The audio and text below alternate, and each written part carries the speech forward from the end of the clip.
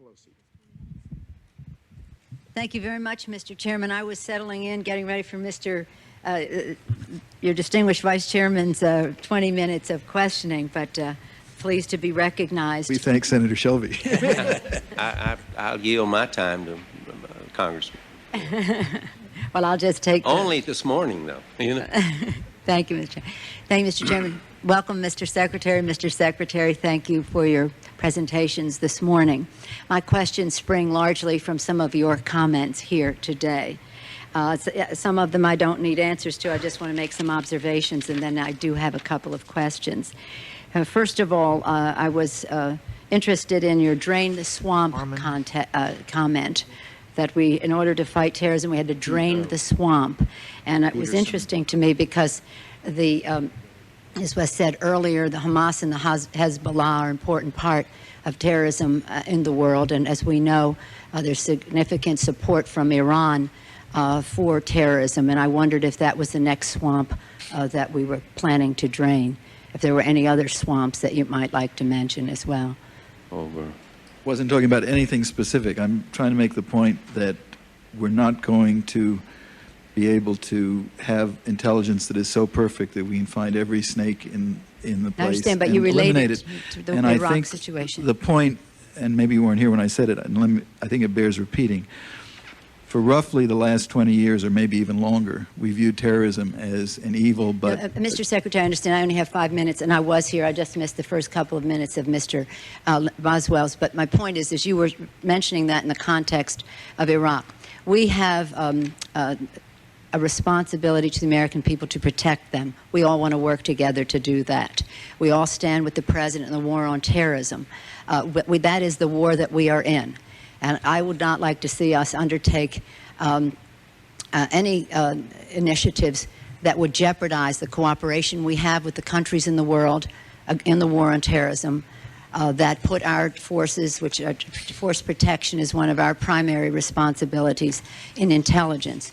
So if we are talking about going after the al-Qaeda and the support that we need to do that, my concern is that, and I didn't have any intention of talking about Iraq today, it's not the subject of this hearing. The subject of this hearing is rooting out terrorism. Now, you want to talk about it in a larger sense and relate it to a different initiative. But we're trying to figure out how we can improve our intelligence gathering so we understand plans and intentions to protect the American people better and to assure the families of those who are affected that this won't happen again. The suffering they have experienced won't be experienced by others. So in terms of that, if we were to go into Iraq, do you feel confident that we have the intelligence capability going into a different place as we are engaged in the war on terrorism to protect our troops when we go in there, if we were to go in there in a matter of weeks? I mean, we didn't come here to discuss our military plans in Iraq. I understand that, but you brought it up, and I specifically advised my colleagues this isn't about Iraq. But you spent your testimony quoting Secretary Rumsfeld's testimony from yesterday to another committee about Iraq when we're here to talk about how we best fight the war on terrorism in relationship to 9/11. And I want to be respectful of you. I hope that you will extend my best wishes to the Secretary, as you will to Secretary Powell, and tell them that our invitation stands for them to come here and answer these questions as well. But let me be more specific, Mr. Secretary Wolfowitz. You, in your, again, going back to your comments, in page 3 of your testimony, you say, lessons learned from September 11th, and the important point that you make is that you quoted Thomas Schelling's novel, a foreword to Roberta Wohlsetter's superb book, Pearl Harbor. And in it you said, you quote it, this is in your statement, surprise when it happens in a government, to a government is likely to be complicated, diffuse, bureaucratic. It includes neglect of responsibility, but also responsibility so poorly defined or so ambiguously delegated that action gets lost. My question to you is, when you used that quote, are you saying that this September 11th happened because it included neglect of responsibility, and if so, what?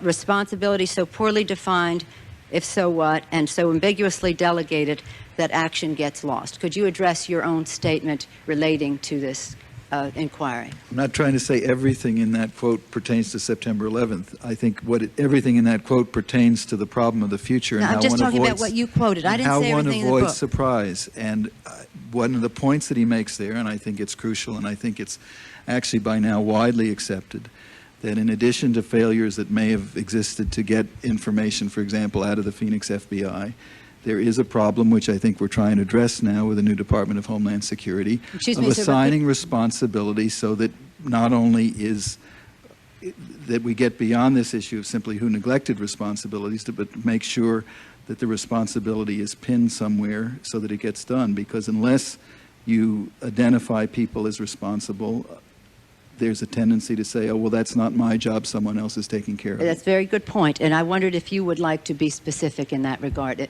because you're using the quote that this was, are you saying that it was a neglect, September 11th is a neglect of responsibility?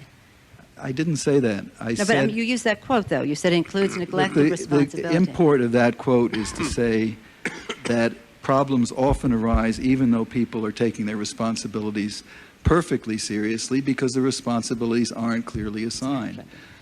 He's actually talking about Pearl Harbor, where people identified all kinds of people who didn't do what they should have done, but where there were problems also that the responsibility for making sure, for example, the information got out to Pearl Harbor wasn't assigned anywhere. Okay, but we're talking about September 11th, and I'm asking you in relationship to the context in which you made the comment. My time has expired, but I have to close by saying that I had hoped that we could focus on September 11th, and that the purpose of this hearing was September 11th, and it was not to expand it to justify to saying, but if we could have this war in Iraq, that it would make some difference as to what happened on September 11th.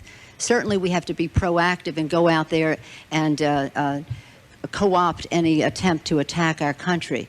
But it isn't about that, and we were trying to be respectful of you and confining our questions to September 11th and how we can do better in the future. And I'm just disappointed that the Secretary didn't come, but you came and read his statement to another committee about a different subject that was not the specific focus of our hearing. I'm glad you came. I thought the focus of this hearing was, in fact, to talk about what can be learned about September 11th to prevent attacks in the future. And the statement I gave you is full of what I think are lessons learned from September 11th that can help us to prevent attacks in the future.